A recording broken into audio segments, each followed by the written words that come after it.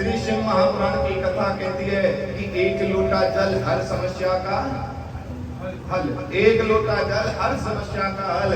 पर श्री शिव महापुराण की कथा कहती है मेरे भक्तों, बाबा भोलेनाथ स्वयं कह रहे हैं अगर तुमसे जल भी नहीं चढ़ाया जाए ना मत चढ़ाओ। शिखर दर्शनम सर्व पाप नाशनम, मेरी शिखा के दर्शन कर लो।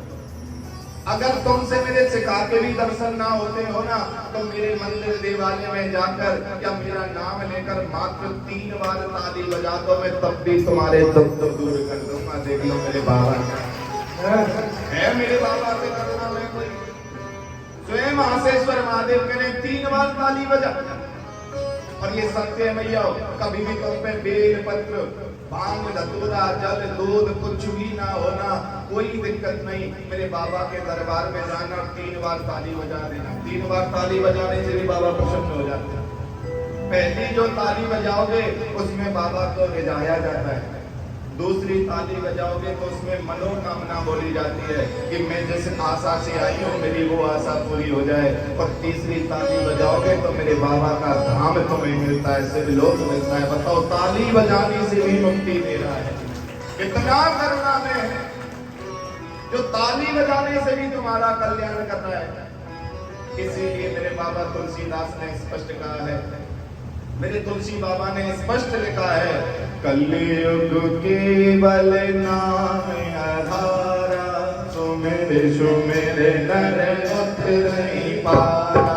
कलयुग केवल नाम आधारा, सुमेरे सुमेरे नर उतर नहीं पारा। जिया राम जय राम जय जय राम, जिया राम जय राम जय जय राम, जिया राम जय राम जय जय राम, जिया राम जय राम जय जय राम। माटी कहे कुमार थे तो क्यों रोने हो, एक दिन ऐसा आएगा मैं रो दूंगी तो सिया हरि राम जय जय राम, मेरे प्रभु राम जय जय राम, सिया हरि राम जय जय राम, मेरे प्रभु राम जय जय राम, सिया हरि राम जय जय राम, मेरे प्रभु राम जय जय राम। दुर्बल को न सताइए जाके बोली हार, बिना जीव की श्वास है लोहा भस्म हो जाए। सिया हरि राम जय जय राम, मेरे प्रभु राम जय जय राम। इसीलिए मेरे बाबा तुलसीदास कहते हैं कि कलयुग केवल नाम आधारा, कलयुग में तो जितना हो सके परमात्मा का नाम का उच्चारण मत आओ। आसेश्वर नहीं आया जाता है, बताओ अपने घर से ही बैठकर आसेश्वर की ओर प्रणाम करो। ओम आसेश्वर महादेवाय नमः, ओम आसेश्वर महादेव नमस्तुभ्यम। इस तरह से मंत्र का जप करो मेरी मैया, तब भी मेरा बाबा तुम्हारा कल्याण कर देगा, तब भी तुम्हारा उद्धार कर देगा मेरा शंकर। पर भाव उत्पन्न करो, भक्ति उत्पन्न करो। अरे विश्वास होगा तभी तो करेगा, और विश्वास नहीं होगा तो कुछ नहीं करेगा। मानो तो ये आसेश्वर है, ना मानो तो ये पत्थर है। इसलिए भैया उस पर भरोसा। वो मीरा जो मीरा रोज चल चल कर नाचती थी, एक बार राणा ने कह दिया, अरे मीरा तुझे भक्ति करनी है तो एक जगह बैठकर कर ले, तो नाच नाच के क्यों भक्ति करती है, चल चल कर क्यों भक्ति करती है। तब मीरा ने मुस्कुरा कर कहा कि राणा, घर में जब चाय का डब्बा रखा हुआ हो ना और उसमें चम्मच चाय की पत्ती में डूब जाए तो कैसे निकालते? डब्बे को हल्का सा उछाल के तब वो चम्मच बाहर आ जाती है। तो राणा मैं उछलूंगी तभी तो बाहर आऊंगी इस संसार से, और बाहर आऊंगी तो मेरा बाबा वो खींच ले जाएगा और मेरा कल्याण कर जाएगा। बाबा वो खींच ले जाएगा, मेरा कल्याण कर जाएगा। तो भक्ति करनी करनी है मीरा जैसी करो। वो मीरा जो ये जानती है इसमें जहर है, राणा ने मिलायो है, फिर भी बाबा को भोग लगा के, ठाकुर जी को भोग लगा के मीरा पी गई। तुम्हें हवाल को या जहरे दे पी जाओगे, क्योंकि तुम्हें भरोसा भी ना है मेरे बाबा पे। जब तक ये विश्वास नहीं होगा तब तक मेरा गोविंद मेरा शंकर तुम्हें नहीं मिलेगा। ये विश्वास जगाओ। बोल दो उस भोलेनाथ को, हे शंभो, हे करुणा के सागर, हे भूत वामन आशीश्वर महादेव, अब तो हमें तेरी धुन लग रही है और तेरे अलावा कुछ नहीं चाहिए। प्रेम से बोलो हर हर महादेव, संकट हर महादेव। ऐसे करुणा स्वरूप है मेरे भोले बाबा। बताओ इन 4 दिनों में किस किस को धुन लगी मेरे बाबा के नाम की, आशीश्वर के नाम की किस किस को धुन लगी? लगी ना धुन? मन घर पे जाके आशीश्वर बोलने का मन करता है ना। बाबा के नाम की भक्ति में, बाबा के नाम के भाव में भक्ति उत्पन्न हुई या नहीं हुई? क्योंकि ये करुणा का सागर है। और भैया जितनी ज्यादा धुन लगाओगे उतनी ही ज्यादा मेरा आशीश्वर महादेव तुम्हारी नैया को पार लगा देगा। तो बोल दो इस आशीश्वर महादेव को, और तारी धुन लागी रे बाबा, तारी धुन लागे, तारी धुन लागे बोला, तारी धुन लागे, हर हर बोला शंभो तुम्हारी धुन लागे, हर हर बोला शंभो तुम्हारी धुन लागे, तारी धुन लागे बोला, तारी धुन लागे, तारी धुन लागे बोला, तारी धुन लागे, हर हर बोला शंभो तुम्हारी धुन लागे,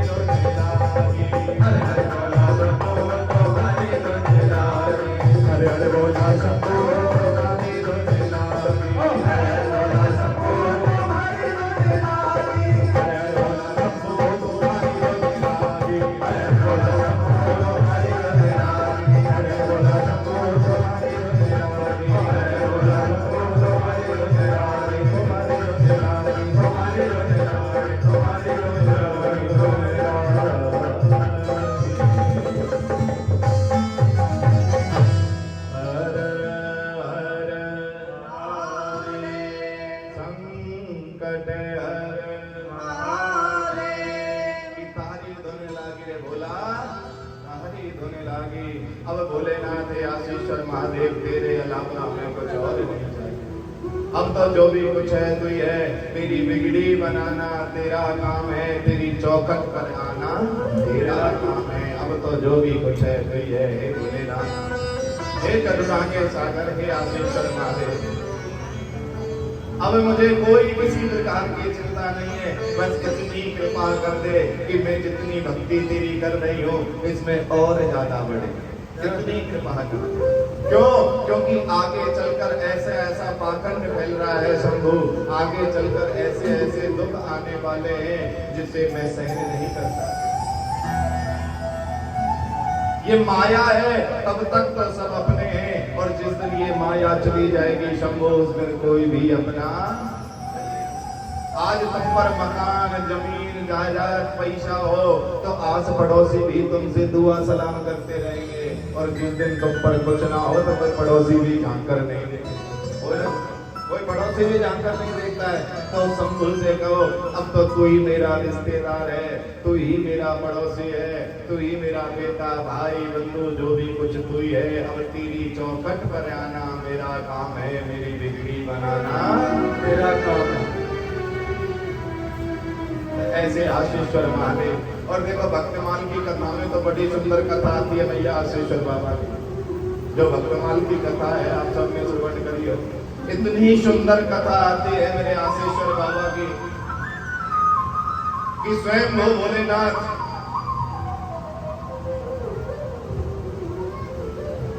मल्लुक दास जी स्वयं आशीश्वर बाबा का जो है कथा का उच्चारण कर रहे हैं। वो मल्लुक दास जो मल्लुक दास कभी भी भगवान पर भरोसा नहीं करता, वो मल्लुक जिसने कभी भी भगवान को माना ही नहीं, जिसने कभी भगवान शब्द को समझा ही नहीं, वही मल्लुक दास मेरे आशीश्वर बाबा का वर्णन। एक बार मल्लुक दास जी अपने मित्रों के घर गए, और मित्रों के जब घर गए तो जाकर देख रहे हैं कि वो मित्र जो है शिव जी की पूजा में लगे हुए।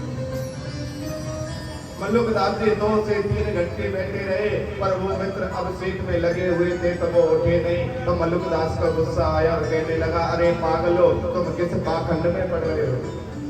अरे भगवान क्या खाने को दे जाएगा, या भगवान क्या तुम्हें भोजन दे जाएगा?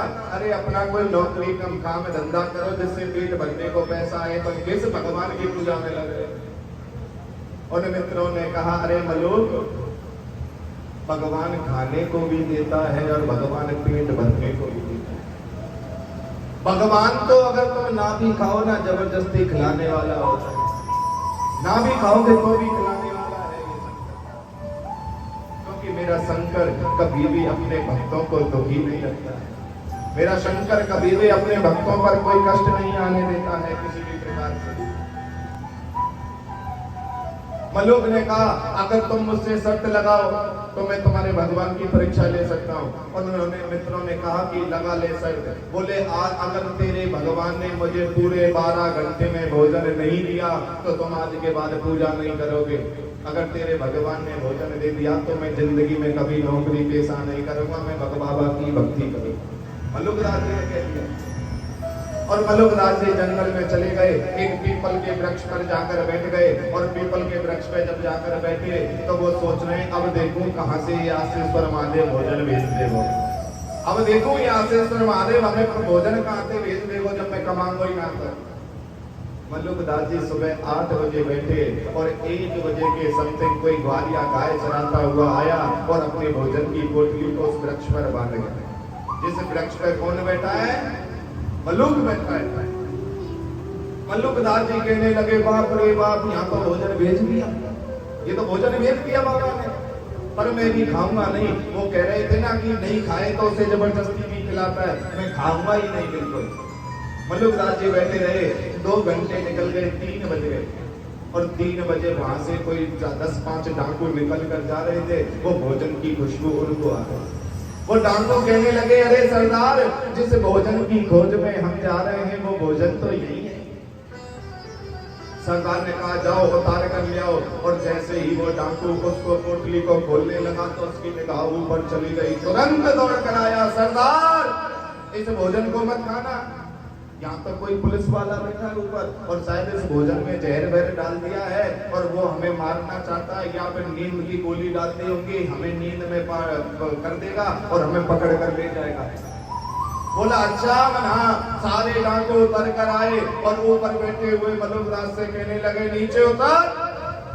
अब वो मल्लुकदास कहे नहीं नहीं मैं नहीं उतरूंगा, क्योंकि मल्लुकदास जान गया ये डाकू हैं, ये मुझे मार लगाएंगे। नीचे उतर गया तो सरदार ने बार बार कहा वो नहीं उतर रहा, तो दूसरा डाकू कह रहा है सरदार मैंने कहा था ना ये पुलिस वाला अब ये डर के मारे नहीं उतर रहा है। तो दो डाकुओं को भेजा और मल्लुकदास जी को जबरदस्ती खींच कर नीचे लाए, पेड़ में से खींच कर नीचे और बिठा लिया। पहले तो मल्लुकदास ने अच्छी तरह मार लगाई और मार लगाने के बाद में वो भोजन सामने रख दिया और कहा कि इसे खा। मल्लुकदास जी बोले नहीं खाऊंगा, मैंने आज वचन लिया है कि भगवान स्वयं अपने हाथ से नहीं खिलाएंगे तब तक नहीं खाऊंगा। एक डाकू बोला अरे सरदार ये झूठ बोल रहा है, इसका मतलब इसमें जहर या कुछ ना कुछ है। अब सरदारों ने उसका मुंह पकड़ा और भोजन को लिया और जबरदस्ती घुसाने लगे। मल्लुकदास रोने लगे कि ये भोजन भी देता है और ये पीट पीट कर भी खिलाता है, इस जैसा करुणा में ये भोजन भी देगा और पीट पीट कर भी खिलाएगा। और वही मल्लुकदास गांव के चौक पर आकर खड़े हो गए। भैया और रोकर क्या कह रहे हैं मल्लुकदास कि अजगर करे ना चाकरी, पंछी करे ना गान, और दास मलुका कह गए सबके दाता राम। अजगर करे ना चाकरी, पंछी करे ना काम, और दास मलुका कह गए सबके दाता राम। वही मल्लुकदास जो भगवान को कभी नहीं मानते थे। और देखो उन्हीं मल्लुकदास ने भक्तमाल की रचना की। ये भक्तमाल की कथा मल्लुकदास जी ने लिखी है और वो बड़ा सुंदर वर्णन कर रहे हैं आशेश्वर बाबा। एक संत हुए और वो संत आशेश्वर की खोज में, उनको जब पता चला कि मेरे लाला के दर्शन करने आशेश्वर बाबा आयो, तो उस आशेश्वर की खोज में ब्रज की ओर चलती है। गुजरात का संत और ब्रज की ओर चल रहा है आशेश्वर की खोज में। आशेश्वर की खोज में जब गुजरात से ब्रज की ओर चलती है, तो पग पग पर मेरे बाबा को नाम का उच्चारण करने कि हे बाबा तू कहाँ है मुझे दर्शन दे, हे बाबा तू कहाँ है मुझे दर्शन दे। बीच रास्ते में उनका मिलन तुलसीदास से हो गया। तुलसीदास बाबा का तो नाम सुना होगा। वो तुलसीदास जिसने रामायण की रचना की, और रामायण की रचना में वही तुलसीदास एक बार भ्रमित हो गए भैया। जब तुलसीदास ने रामायण की रचना की ना, तो उसमें एक चौपाई लिखी थी, सिया राम में सब जग जानी करूं प्रणाम जोड़ जोड़, कि मैं सब में राम जी को समझता हूँ, चाहे जीव हो चाहे चूहा बिल्ली कुत्ता तो बानर कोई भी क्यों ना हो, हर किसी में मेरा राम वास करता है। और जब तुलसीदास कहीं निकल कर जा रहे, एक छोटा सा बच्चा आया और बच्चा आने के बाद कहने लगा बाबा आगे मत जाओ, एक बैल है नंदी वो पागल हो गया है, वो तुम्हें मार देगा, आगे मत जाओ। तुलसीदास बोले नहीं नहीं मैं जाऊंगा, मैंने चौपाई में लिखा है सिया राम में सब जग जानी, अगर वो नंदी में प्राण है तो उसमें मेरा राम है, और राम अपने भगत को थोड़े मारेगा, राम अपने भगत को नहीं मारेगा, मैं तो जाऊंगा। और बाबा तुलसीदास आगे चलने लगे, उस नंदी ने बाबा को आते देखा और बैल देवता ने अपने सींगों पे तुलसी को उठाया और बहुत दूर फेंक कर मारा। अब तो तुलसी बाबा को रोदन आने लगा, रोने लगे।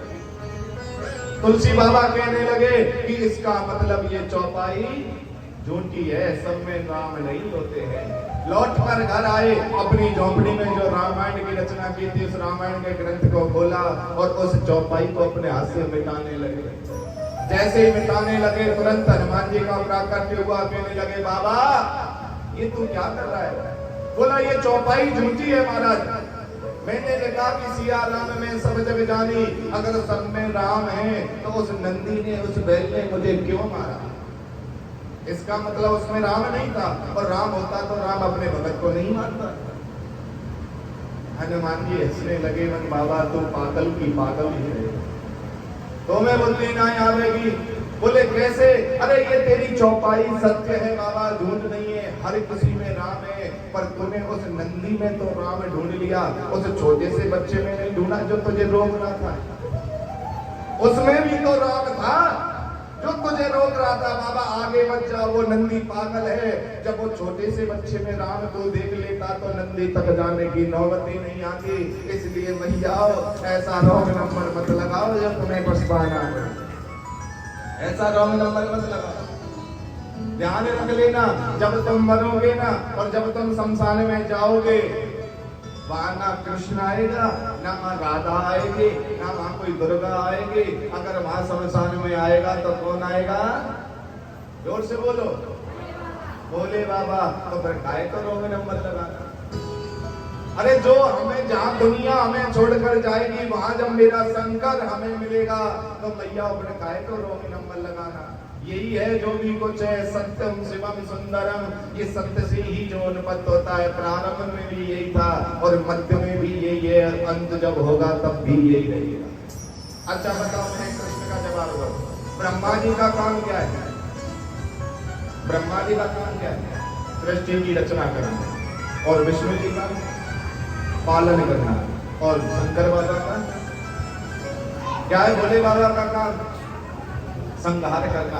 अब बताओ, रचना करने वाला, पालन करने वाला बचेगा या जो दुनिया को संहार करते वो बचेगा? जो दुनिया का संहार करते तो वो तो बचेगा ही बचेगा ना। सृष्टि की रचना करने वाले का भी संहार हो सकता है, सृष्टि का पालन करने वाले का भी संहार हो सकता है, पर जो संसार का संहार कर रहा है तो उसका कभी संहार नहीं होता है। तो प्रारंभ भी यही है और मध्य भी यही है, अंत भी यही है। इससे बड़ा नहीं है कोई, भैया यही है जो भी कुछ है। तो इसलिए अपना रॉन्ग नंबर मत लगाओ। अब तो कह दो आशीष बाबा को, बाबा अब तो जो भी कुछ है तो है, तेरे अलावा मुझे कुछ नहीं चाहिए। बोलो हरे हरे महादेव, संकट हरे महादेव। तो ऐसी पावन पवित्र कथा मेरे आशीश्वर महादेव, वो संत महात्मा आशीश्वर की खोज में चल रहे हैं, आशीश्वर बाबा की शरणागति में चल रहे हैं। पग पग पर मेरा आशीश्वर महाराज, आशीश्वर महादेव उन्हें दर्शन दे रहे हैं, उनकी सहायता कर रहे हैं, पर वो बार बार कह देते कि तू मेरा आशीश्वर नहीं होगा, तू मेरा आशीश्वर नहीं। क्यों? क्योंकि जो सहायता कर रहा है आशीश्वर भगवान के भी दो स्वरूप में, एक भगवान के रूप में और एक भगत के रूप में। नंदगाम में आए तो भाव लेकर आए, भक्ति का भाव लेकर आए, और जब तुम्हारे दुखों को दूर करेंगे तो परमात्मा का रूप लेकर आएंगे और तुम्हारे दुखों को दूर करेंगे। तो बाबा कह रहा है तू मेरा आशीश्वर नहीं हो सकता। अरे मेरा आशीश्वर तो करुणा का स्वरूप है, मेरा आशीश्वर तो जो है भोलेनाथ भक्ति और भाव का प्रतीक है। भवानी शंकरो वंदे श्रद्धा विश्वास रूपनो। अरे मेरा शंकर तो श्रद्धा और विश्वास का रूप, तू मेरा आशीश्वर नहीं हो सकता। ये सत्य है भैया। ये माँ भगवान भोलेनाथ कौन है? विश्वास, और माँ पार्वती श्रद्धा। जहाँ श्रद्धा और विश्वास होती है वहाँ पर भक्ति होती है, और जहाँ भक्ति होती है वहाँ सेवा होती है, और जहाँ सेवा होगी वहाँ मुक्ति मिलेगी, और मुक्ति से ही तुम्हें मोक्ष मिलेगा, और जब तुम्हें मोक्ष मिले तो तुम्हें मेरा आशीश्वर महादेव मिल जाएगा। यही सीढ़ी है, यही सत्य है, और कोई सत्य नहीं है, यही है सत्य। तब मेरे बाबा के द्वार पर वो महात्मा आए, और महात्मा जब बाबा के द्वार पर आए इतना टूट गए वो महात्मा कि उनकी आंखें बंद होने लगी, उन्हें कुछ दिखाई नहीं देने लगा। तब मेरे आशीश्वर बाबा ने स्वयं उनको गोदी में उठाया और कहा कि भक्त मेरी चौखट पर आना तेरा काम था, अब तेरी बिगड़ी बनाना मेरा काम है। और मेरे प्रभु ने, मेरे आशीश्वर बाबा ने स्वयं उनको शिवलोक का वास किया, स्वयं मेरे बाबा ने शिवलोक का वास किया। और ये पूर्ण सत्य है भैया। जो मेरे बाबा की कथा सुनते हैं, जो मेरे बाबा की भक्ति करते हैं, मेरा शंकर, मेरा आशीश्वर महादेव उन्हें अपना ही शिवलोक देता है। मेरे बाबा के द्वार पर कोई कमी नहीं है किसी भी प्रकार की। मेरा बाबा स्वयं वो है, वो अपने आप तुम्हें अपने अंदर समा लेता है। इसलिए भैया जितना हो सके बाबा की भक्ति में लेता हूं। विश्वास करो बाबा के ऊपर। अच्छा बताओ, सास और बहू में सबसे ज्यादा विश्वास कौन करता है? हाँ भैया, पीछे वाली बताओ, सास करती है या बहू? हाँ भैया, कोई शिनाय करे? हाँ, हमारी अम्मा कह रही है कोई शिनाय करे विश्वास। सास और बहू में सबसे ज्यादा विश्वास करती है सासू। वो सासू माँ जिस पराई घर की लड़की को वो ना जानती ना पहचानती, और जब अपने लड़के के नाम की गोद भर के उसकी आती है तो अपने सुहाग के मंगलसूत्र तक को भी उसे दे आती है, ले बेटी। और वो बहू जब ब्याह करके घर में आती है ना भैया, और ब्याह करके घर में आने के बाद जब दूसरे दिन अपने घर जाती है तो सब सामान लेगी, अपनी अलमारी में रखेगी, चाबी लगावेगी और अपने पर्स में डाल के ले जाएगी। बोलो, उस बहू को पहले दिन भी विश्वास नहीं है मैं इस चाबी को अपनी सास को दे जाऊं, और वो बहू उसी ही साथ में लेके चली जाए। तो इसलिए ये जो विश्वास है ना, जैसे उस मैया को विश्वास था कि ये मेरे घर की लक्ष्मी है, ये मेरे बेटे की बहू बनेगी, ये मेरे घर को स्वर्ग बनाएगी, तो अपने सुहाग की भी चिंता नहीं करी, अपने गले का मंगलसूत्र उतार कर उस कन्या को दे दिया, और वही कन्या देने तो क्या कर। तो जैसे उस सास को विश्वास है, ऐसे ही तुम्हें भी अपने परमात्मा पर विश्वास करना चाहिए कि अब तो यही है जो भी है, अब तो यही करेगा जो भी कुछ करेगा। क्यों? यदि नाथ का नाम दया निधि है तो दया भी करेंगे कभी ना कभी। यदि भोलेनाथ का नाम दया निधि है तो मैया कभी ना कभी ये दया जरूर करेंगे। इसलिए मेरे बाबा की भक्ति में ही आज हिमालय महाराज रुदन कर रहे हैं, रो रहे हैं। माँ पार्वती की विदाई हो रही है, और माँ पार्वती की जब विदाई हो रही है तो हिमालय महाराज की आंखों में आंसू है। वो माता मैना जो माँ पार्वती की माँ है, वो भी रुदन कर रही है, रो रही है। माता मैना और हिमालय महाराज जब रो रहे हैं तो ब्रह्मा जी स्वयं उन्हें समझा रहे हैं, ब्रह्मा जी स्वयं उन्हें शिक्षा दे रहे हैं कि महाराज, बेटी सबसे बड़े त्याग की मूर्ति है। दुनिया का अगर कोई सबसे बड़ा संत महात्मा अगर कोई है तो वो एक बेटी होती है, जो दो कुलों की इज्जत को अपने सिर पर रखती है, अपने जन्म देने वाले माँ बाप को छोड़कर दूसरे कुल को अपना बना लेती है। अगर त्याग की कोई बेटी संसार में अगर कोई है तो वो एक बेटी होती है। बेटी से बड़ा त्यागी नहीं है कोई भी संसार। अरे महाराज, ये तो त्याग की मूर्ति है, ये तो संत रूपी होती है बेटियां। अरे घर की जान होती हैं बेटियां, पिता का गुमान होती हैं बेटियां। पिता खेतों से आ रहा है, थका हारा आ रहा है, भैया कभी बेटा पानी का गिलास भी ना देखो क्या पी ले, एक वो बेटी होगी जो कहेगी ले बापू पानी पी लो। घर की जान होती है बेटियां, पिता का गुमान होती हैं बेटियां, और ईश्वर का आशीर्वाद होती हैं बेटियां। और मैया ये समझ लो कि बेमिसाल होती हैं बेटियां। बेटियों से बड़ा नहीं है संसार में, ये मिसाल होती है बेटियां। तो महाराज आप चिंता मत करो। अरे ये तो स्वयं बाबा आशीश्वर की शरणागति में गई है, तुम इसकी चिंता काहे को कर रहे हो? पर हिमालय महाराज रुदन कर रहे हैं, फूट फूट कर रो रहे हैं। और जब माता मैना कह रही है, अरे ब्रह्मा जी, बेटों से ज्यादा वफादार है हमारी बेटियां, बेटों से ज्यादा वफादार है हमारी बेटियां, और माँ के कर्मों में मददगार है हमारी बेटियां। जो माँ बाप के दुख को समझे, इतनी समझदार है बेटियां। असीम प्यार पाने का सबसे बड़ा अधिकार भी है बेटियां। जो अगर प्यार लेना है तो बेटियों को दो। बेटा काम नहीं आएगा मैया कभी भी। आप बीमार हो, आपने दवाई ली या नहीं ली, बेटा एक भी बार नहीं पूछेगा।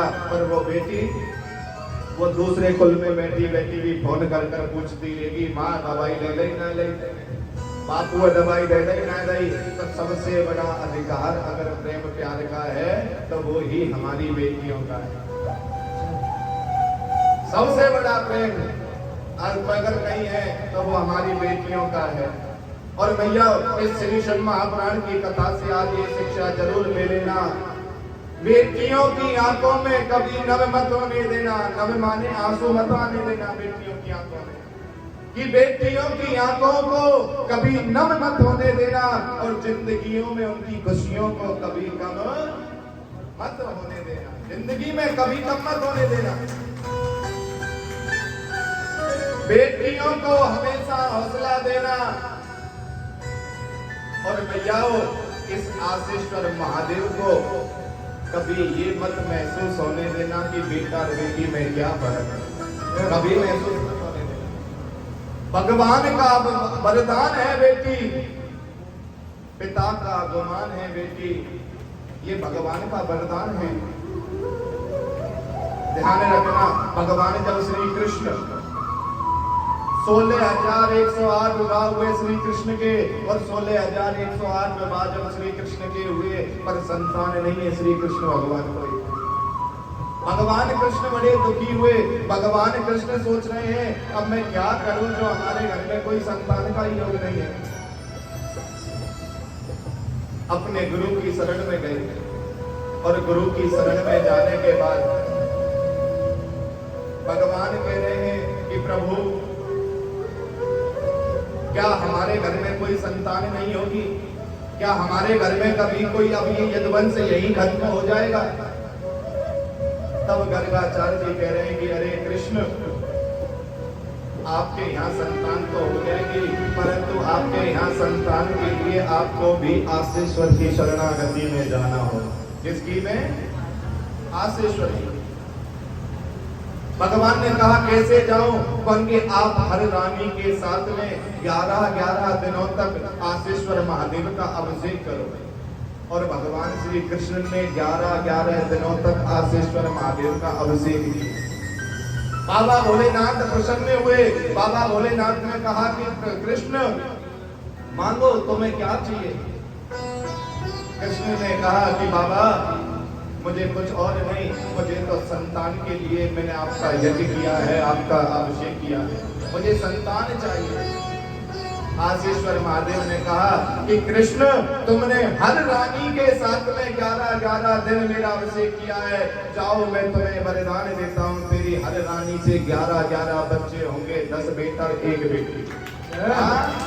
10 बेटा और 1 बेटी। अब सोच कर देखो कृष्ण को भी किसकी शरण में जाना पड़ा? किसकी में? भोले की में। और राम जब लंका पर चढ़ाई कर रहा है तो किसकी शरण में जा रहा है? भोले की में। तो फिर हम काहे को रोंग नंबर लगाए? हम भी सबसे पहले अपना जड़े पकड़े ना, उनसा खान ने डाली में पकड़े थे, कहा जड़े ये पकड़ लियो तुम्हारो भी उद्धार है। जाओ बोलो हरे हरे महादेव, संकट हरे